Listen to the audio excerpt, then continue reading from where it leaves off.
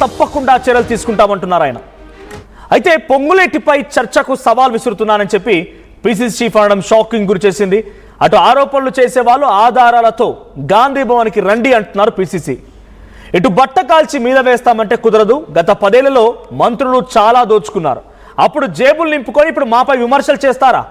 ఆనాటి దోపిడీ గురించి ఎవరో కాదు, స్వయంగా ఆ పార్టీలో పనిచేసినటువంటి వ్యక్తి, ఆ కుటుంబానికి దగ్గరగా ఆ కుటుంబంలో ఒకరైన వ్యక్తి కవిత చెప్తోంది.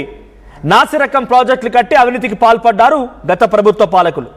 నాదర్గుల్లో పొంగులేటి భూ ఆక్రమణలపై పాల్పడ్డారని బీఆర్ఎస్ ఆరోపిస్తూ ఉంటే బీఆర్ఎస్ ఆరోపణలు కౌంటర్ ఇచ్చారు పిసిసి చీఫ్. ఒకసారి పిసిసి చీఫ్ మహేష్ కుమార్ గారు మాట్లాడుకొచ్చారు. ఆయన ఏం మాట్లాడారో చూద్దాం.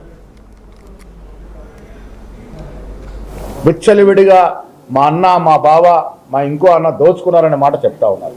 ప్రజలకు అర్థమైంది ఇది. ఇప్పుడు మీరు దోపిడీ చేశారు, ప్రాజెక్టుల పేరిట నాసిరకం ప్రాజెక్టు కట్టి ప్రజా సొత్తు దుర్వినియోగం చేశారు కాబట్టి ఇలా కాళేశ్వరం ప్రాజెక్ట్ బీటలు మారుతూ ఉంది. ఇలా నాగార్జున సాగర్ చూసినా, నిజాం సాగర్ చూసినా, పోచంపట్ ప్రాజెక్ట్ చూసినా, ఇప్పుడు వాళ్ళు అంత పెద్ద ప్రాజెక్టు కట్టి ఎలాడికో గీత కూడా పడినట్టు సందర్భం.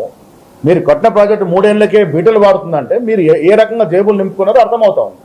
మీరు జేబులు నింపుకొని మీరు విచ్చలవిడిగా అవినీతి చేసి ప్రజా సొత్తుని విచ్చలవిడిగా దోచుకొని ఆర్థిక విధ్వంసం ఉంచిన మీరు ఇలా మీ మీద దృష్టి నుంచి మళ్లించడానికి పొంగులేటి మీదనో ఇంకేతర మంత్రుల మీద విమర్శ చేస్తూ ఉన్నారు. ఎస్, నేను ఛాలెంజ్ చేస్తా ఉన్నా. పొంగులేటి మీద వచ్చిన విమర్శ మీరు మీ దగ్గర ఆధారాలు ఉంటే రండి, చర్చిద్దాం. కాంగ్రెస్ పార్టీ అన్నిటికీ కూడా పారదర్శకంగా పోవాలనే ఉద్దేశంతో ఉంది. మీరు మీ దగ్గర ఆధారాలు లేవు, ఊరికే బట్టగాల్సి మీదనేస్తాం, బదనాం చేస్తానంటే ఆ బదనాంలో మీరేదో తప్పించుకునే ప్రయత్నం చేస్తే అది కాదు. నాగార్ దుర్గారు అదేంటి ఆ భూములు అన్నమాట. నాదర్గోల్ భూముల విషయంలో జరిగినటువంటి కార్యక్రమాలను కూడా టీఆర్ఎస్ నుండి జరిగినాయి. ఇది వాస్తవం, ఇది ఫ్యాక్ట్. ఇది కళ్ళ ముందు ఉంది. మీకు టీఆర్ఎస్ హయాంలోనే జరిగినాయి. ఇవాళ మా మీద నిందలిస్తున్నట్ట. మీరు కబ్జాకు ప్రయత్నం చేశారు, మీరు దాన్ని కబలించేందుకు ప్రయత్నం చేశారు. మీరు ఆన్ రికార్డ్ పేపర్ మీద ఉన్నటువంటి సందర్భము ఇలా మా మీద బట్టగాలు చేస్తా అంటే ఎట్లా అవుతుంది? నిన్న పొంగులేటి గారు అన్ని రకాలుగా వివరణ ఇచ్చారు. నేను రెడీగా ఉన్నానని మాట చెప్పడం జరిగింది. చర్చకు సిద్ధమన్నారు, ఎంక్వైరీకి సిద్ధమన్నారు. ఇంకేం కావాలి? మీరు రండి, మరి మీద ఆధారాలు ఉంటే రండి, గాంధీ భవన్ తీసుకురండి, ఆధారాలు మాకు ఇవ్వండి. డెఫినెట్గా మేము దాని మీద తదుపరి చర్యలు ఉంటాయి.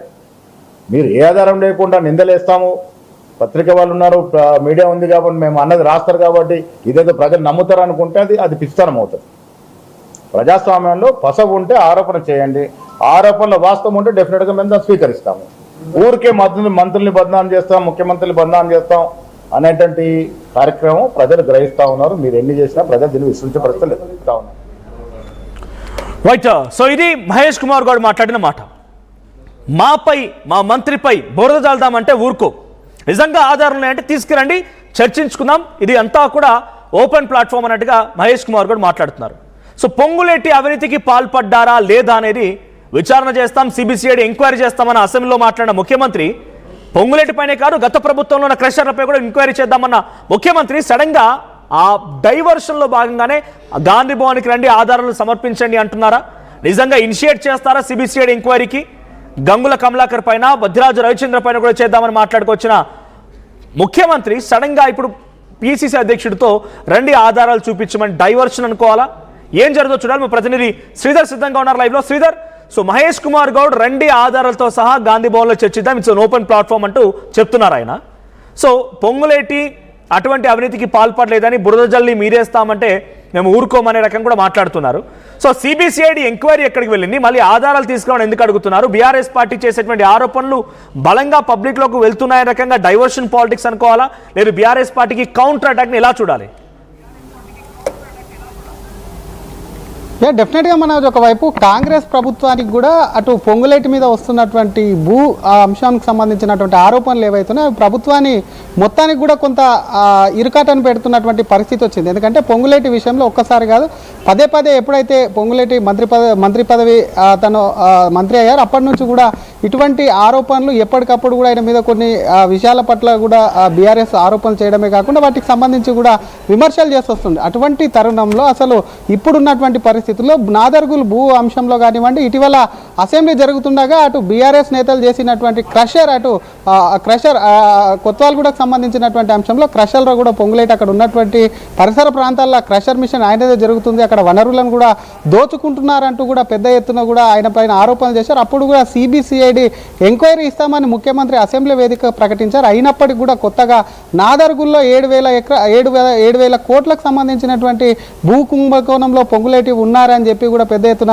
బీఆర్ఎస్ విమర్శలు ఏం కాకుండా అక్కడ లోకల్లో వెళ్ళి కూడా దాన్ని ఆ భూములకు సంబంధించిన అంశానికి సంబంధించి కూడా పెద్ద ఎత్తున ముందుకు తీసుకెళ్తున్నటువంటి పరిస్థితి. ఇటువంటి పరిస్థితుల్లో మన ప్రభుత్వానికి ఇది కొంత ఈ విషయానికి సంబంధించి కొంత ఇరకాటను పెడుతుంది. దానికి సంబంధించి ఇప్పటికటో కాంగ్రెస్ నేతలు తిప్పి కొడుతున్నారు. పార్టీ పరంగా పిసిసి దృష్టికి తీసుకెళ్తే డెఫినెట్గా అసలు పసలేని విమర్శలు చేయదు. నిజంగా ఏదైనా పొంగులేటికి సంబంధించినటువంటి అంశంలో భూ కుంభకోణాలు కానివ్వండి, భూ అవినీతికి సంబంధించినటువంటి విషయాలు ఏమున్నా సరే అనవసరంగా కూడా ఏదో విమర్శ చేయాలని చేస్తే ఊరుకోము. డెఫినెట్గా కూడా దానికి సంబంధించిన ఆధారాలు తీసుకొని రండి, గాంధీ భవన్ వేదిక కూడా సిద్ధంగా ఉన్నాం, దాని మీద చర్చిద్దాము, నిజంగానే ఆధారాలు ఉంటే చర్యలు తీసుకుంటామంటున్నారు. మరొక పక్క పొంగులేటి అంశానికి సంబంధించి ఇప్పటికే ఆయన ప్రభుత్వం పైన ఒత్తిడి వస్తుంది కాబట్టి ప్రభుత్వ పరంగా కూడా కొంత పొంగులేటి మీద కూడా ప్రెషర్ తీసుకోవడంతో నిన్న ఆయన సైతం కూడా అటు సెక్రటరియేట్లో ప్రెస్ మీట్ పెట్టడమే కాదు, ప్రెస్ మీట్కి సంబంధించి అసలు బీఆర్ఎస్ హయాంలో జరిగినటువంటి భూదందాలు ఏది, నాదర్గులకు సంబంధించిన అంశంలో కూడా ఒక ప్రైవేట్ వ్యక్తికి లీజుకు ప్రైవేట్ యాజమాన్యానికి ఇచ్చింది బీఆర్ఎస్ కాదా అంటూ కూడా కౌంటర్